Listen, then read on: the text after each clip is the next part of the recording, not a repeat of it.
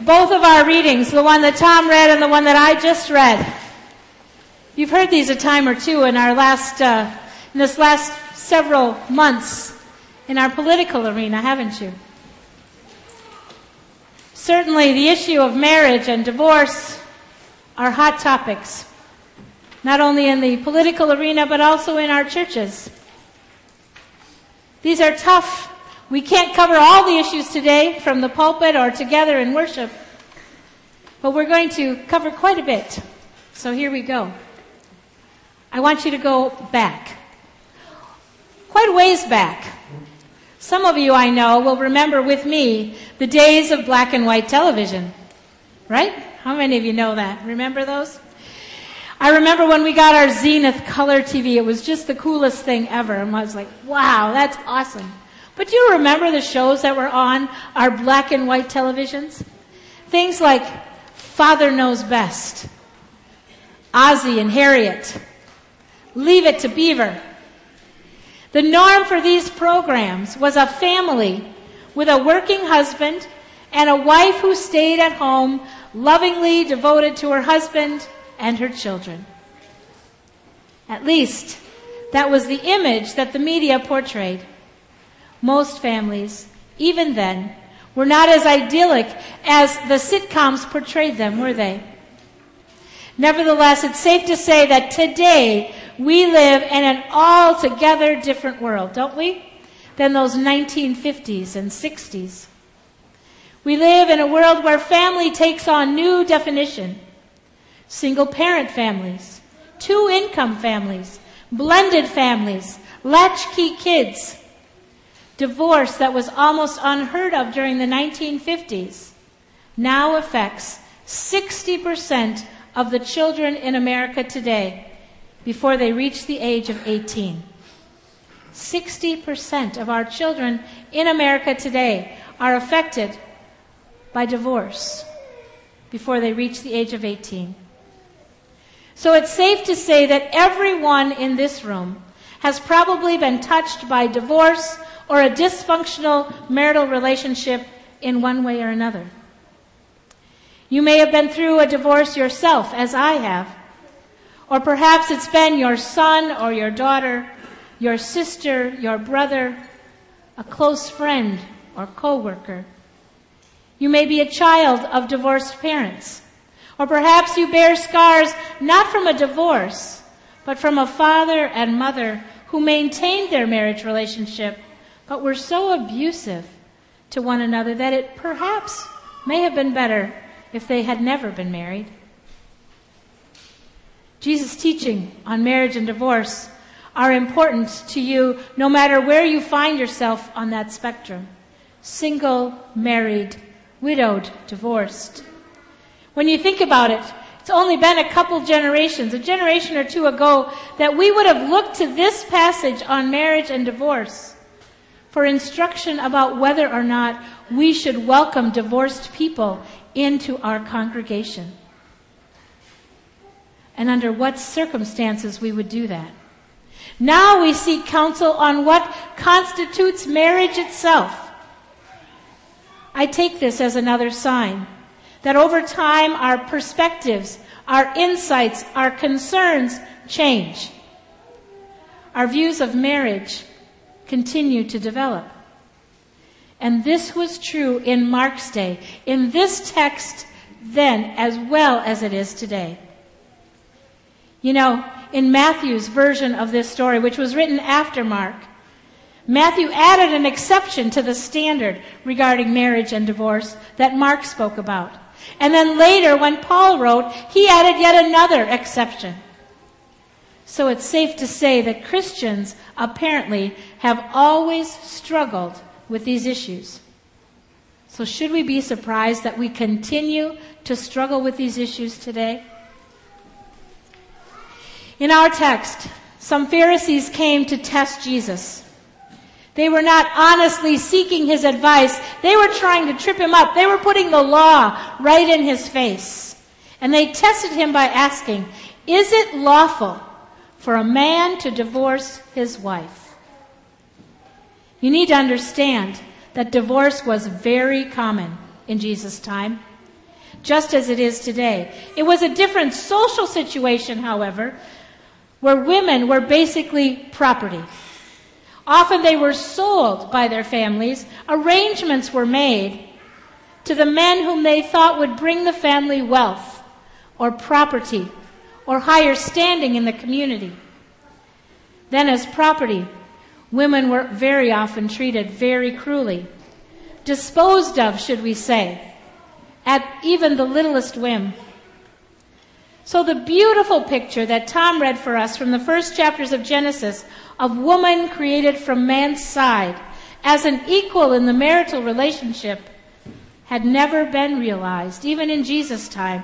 And some say it still hasn't been realized today. Notice that the Pharisees didn't ask, is it lawful for a man and a woman to divorce? No, they asked, is it lawful for a man to divorce his wife? In that culture, it would be unthinkable for a woman to divorce her husband. Marriage was unequal. Still, it was about legal protection, really. Protection for the woman. If her husband threw her out, a woman would probably be consigned to a life of begging or starvation or having to move in with her family if they would have her, or even prostituting herself. Certainly, she would lose her children because they too were the property of the man. These one-sided arrangements were protected by the religious establishment. To be sure, there was controversy in the religious community over reasons why husbands could divorce their wives. There are the big ones: adultery, infidelity, infertility. There's records back from in Jesus' time where husbands were recorded to divorce their wives for a simple reason, such as burning their toast. This was the historical situation. This helps Jesus explain his answer to the Pharisees. He says, what did Moses command you? Turned that question right back to them. And they said, well, Moses permitted a man to write a certificate of divorce and send her away. To this, Jesus gave an interesting answer. An answer that I'm sure surely shocked the Pharisees. He said, it was because your hearts were hard. It's because of your hard hearts that Moses had to write this law. What did Jesus mean by this? Think of it this way. In the time of Moses, men were abandoning their wives. And why not? If they were simply property, why not trade them in for the latest model? Human nature really hasn't changed much over the past 3,500 years, has it? In light of what is already happening among the people, Moses commanded the men to at least give their wives a certificate of divorce so they were free to remarry. Without that certificate, technically she would still be the property of that husband. So some scholars say that Moses was trying, in a small way, to give women some protection. Not enough, quite obviously, but it was a step in the right direction. However, Jesus wanted the Pharisees to know that Moses did not go far enough. What Jesus wanted them to see, that even religious scholars had missed the whole point of the relationship between two people. People are not property, regardless of their gender. People are not things to be used and then disposed of. Relationships are sacred. Relationships are sacred. Divorce happens. It shouldn't happen, perhaps, but it does. Jesus knew that. He acknowledged that when he spoke of Moses and the hardness of our human hearts. Moses gave his edict because he knew how people were. Some men were going to cast off their wives. And today, some women also cast off their husbands. Not every marriage is made in heaven. Some couples marry for all the wrong reasons, People sin, people fail, people fall. And that's why we have forgiveness. And that's why we have grace. Jesus wants us to focus on the condition of our hearts.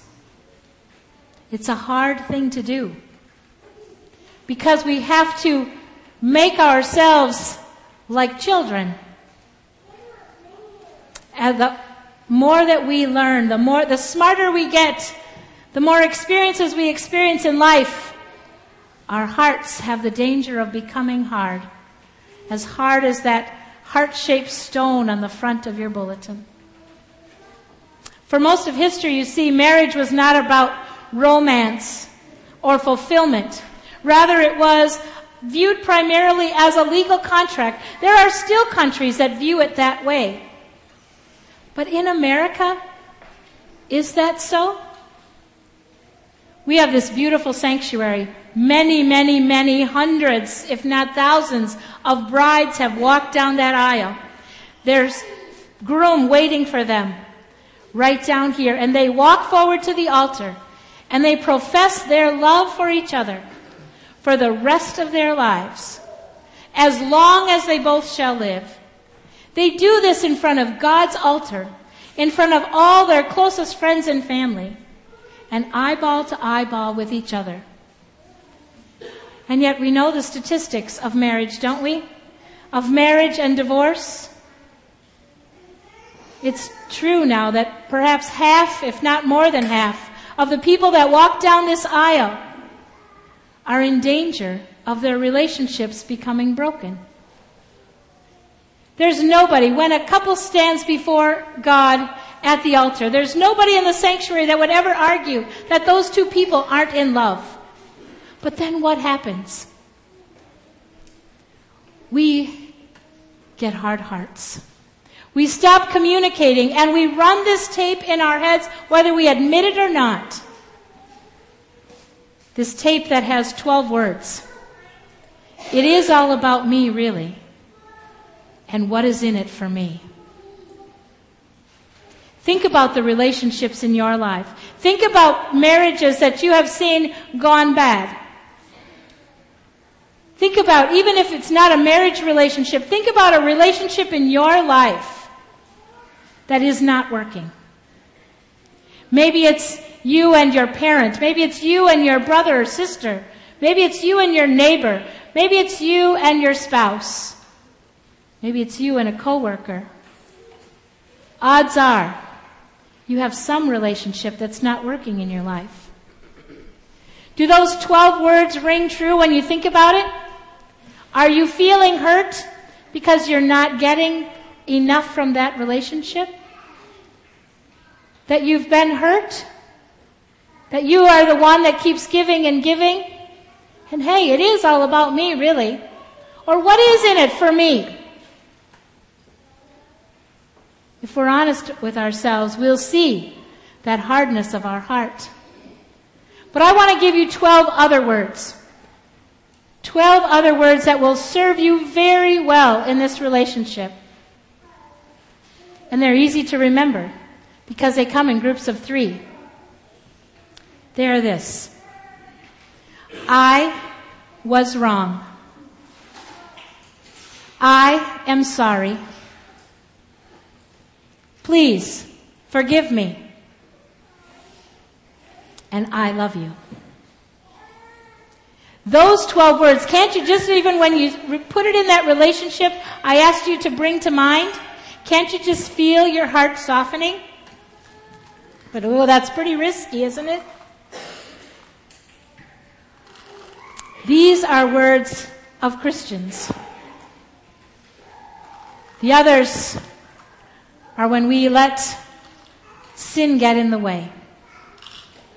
We have a hard time communicating because in our sinful nature, that tape is running all of the time. We want to be on top. We want to win.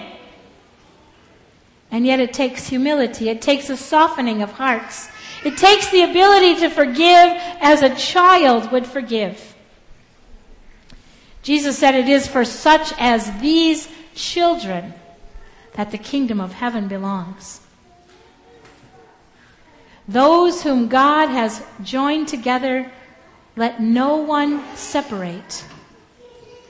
I don't think we have to worry about no one except us. We are responsible for our communication. We are responsible for our relationships, whether it be a marriage relationship or one within our families or circle of friends. My prayer is that you'll take these 12 words to heart. I was wrong.